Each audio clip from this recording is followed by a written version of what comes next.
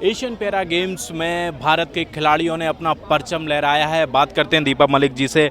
Ma'am, क्या कहना चाहेंगी? इतना बड़ा इवेंट और भारत के खिलाड़ियों ने जिस तरीके से मेडल जीते हैं, काबिले तारीफ। बहुत खुश हूँ क्योंकि मैं सर्वप्रथम एक खिलाड़ी हूँ और अध्यक्षा की जो मुझे एक जिम्मेदारी दी गई, मुझे खुशी है कि हम कुछ ऐसा कर पाए जिसमें हम खिलाड़ियों को प्रोत्साहित कर पाए। और जैसा आदरणीय मोदी जी ने कल कहा कि इन खिलाड़ियों में कोई भी हार के नहीं लौटा है, या तो जीत के लौटा है या सीख के लौटा है।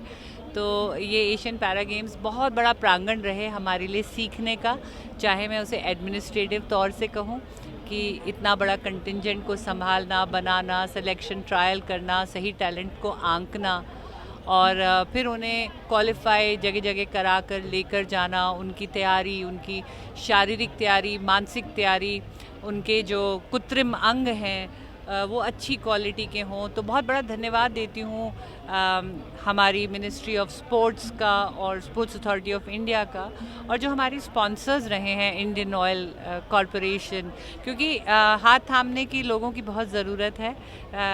खिलाड़ियों का होलिस्टिक जो ट्रेनिंग है उसमें बहुत कॉस्ट आती है, और ख़ासकर दिव्यांग खेलों में, क्योंकि आपको और अधिक सुविधाएं चाहिए होती हैं।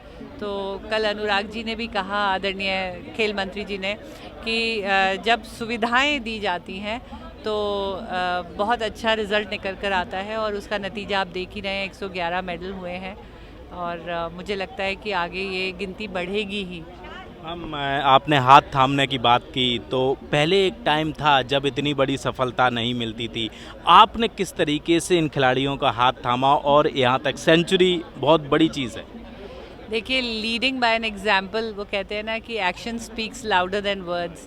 तो हमेशा मेरी कोशिश यही रही है कि अपने जीवन से और अपने कार्य, जो मैंने देश के लिए मेडल जीते और जो मेरा ज्ञान अर्जन रहा, और वो भी मैंने उनसे बांटा कि एक खिलाड़ी की मानसिकता कैसी होनी चाहिए, तैयारी कैसी होनी चाहिए। एजुकेशनल प्रोग्राम्स पे मैंने ध्यान दिया, क्योंकि इंफॉर्मेशन टेक्नोलॉजी एक खिलाड़ी को जानना बहुत ज़रूरी है। आप ये नहीं कह सकते कि मुझे इंटरनेट देखना नहीं आता या मुझे वेब देखना नहीं आता, क्योंकि सारी एंट्रीज़ हैं, सारा कंपटीशन का कंपैरिजन है, सब ऑनलाइन आपको रिसर्च करनी पड़ती है। तो उसमें भी हम खिलाड़ियों की काफ़ी मदद कर रहे हैं। Anti doping and good nutrition, wrong substances नहीं लेने हैं, सही मेडिकल कार्ड्स बना के लेके जाना है, और साथ ही आपको क्या खाना है। अब आप देखिए कि अब खिलाड़ी वो खिलाड़ी नहीं रहे कि बस घर से उठे और खेलने चले आए। अब उनको पता है कि उन्हें क्या खाना है और क्या नहीं खाना है, और किस हिसाब से रेस्ट लेना है, कंडीशनिंग करनी है, इंजरी मैनेजमेंट करना है। तो आज का खिलाड़ी एजुकेटेड और साइंटिफिक रूप से तैयारी कर रहा है, और जिसका श्रेय जाता है जो नया कल्चर हमारे देश में आया है, फिट इंडिया का है, न्यूट्रिशन का है, योगा का है, डीप ब्रीदिंग का है, जो बात अक्सर हमारे प्रधानमंत्री बार बार हर मंच से हमारे युवाओं को याद दिला रहे हैं। खुशी की बात एक महिला अध्यक्षा होने के नाते मुझे ये है कि महिलाओं का जो भागीदारी रही वो बहुत अच्छी रही। 40% महिलाएं कंटिंजेंट का हिस्सा थीं, और 40% मेडल का भी हिस्सा महिलाएं थीं। जो गोल्ड आए हैं 29, उसमें से 9 गोल्ड महिलाओं की भागीदारी के हैं। तो ये भी एक बहुत अच्छा स्वास्थ्य दिखा रहा है स्पोर्टिंग कल्चर का, कि अब क्योंकि अगर मेडल ज़्यादा जीतने हैं तो हर इवेंट में खेलना है, और हर इवेंट में खेलने का मतलब है कि ज़्यादा से ज़्यादा खेलों में खेलना और ज़्यादा से ज़्यादा महिला इवेंट्स में भी खेलना। फिज़िकल हेल्थ के साथ साथ मेंटली फिट होना भी बहुत ज़रूरी है, क्योंकि खिलाड़ी जब परफॉर्म करते हैं ऑन द ग्राउंड, मेंटली अगर वो नहीं है तो फिर वो परफॉर्मेंस नहीं निकल के आ पाती है। वो किस तरीके से आपने इनको तैयार किया? देखिए, हमने मेंटल वेलबींग के बहुत वेबिनार्स स्पोर्ट्स अथॉरिटी ने भी कंडक्ट किए, एज अ फेडरेशन हमने भी कंडक्ट किया।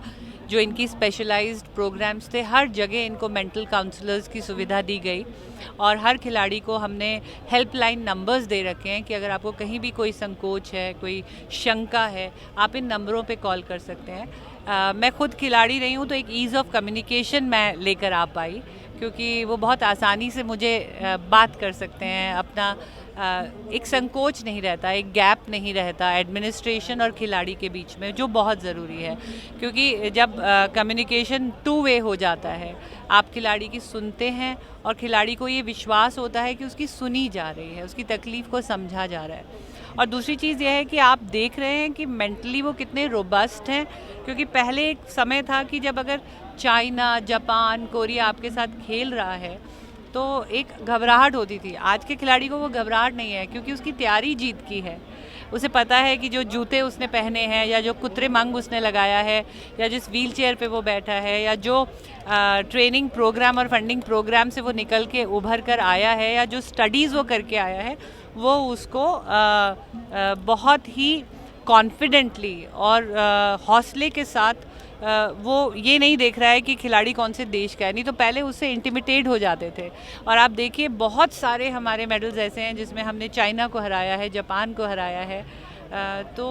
मुझे लगता है कि अब ये ग्राफ ऊपर ही जाएगा, और जब स्वयं प्रधानमंत्री, खेल मंत्री और जो हमारे स्पॉन्सर्स हैं आज हमारे इंडियन ऑयल कॉरपोरेशन के वैद्या जी स्वयं यहाँ पे मौजूद हैं, हमारे पेट्रोलियम मंत्री हरदीप पुरी जी, उन्होंने हर खिलाड़ी की ट्वीट को ट्वीट किया है। इंडियन ऑयल ने हर खिलाड़ी की कहानी को ट्वीट किया है। तो वो मात्र ये नहीं कि सिर्फ पैसे दे दिए और काम पूरा हो गया, वो भावना से जुड़े हैं।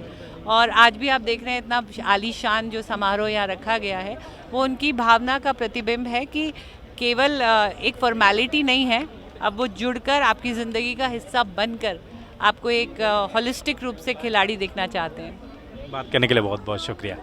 कैमरा पर्सन चंद्रशेखर के साथ दिल्ली से हृदय यादव, न्यूज़ पॉइंट।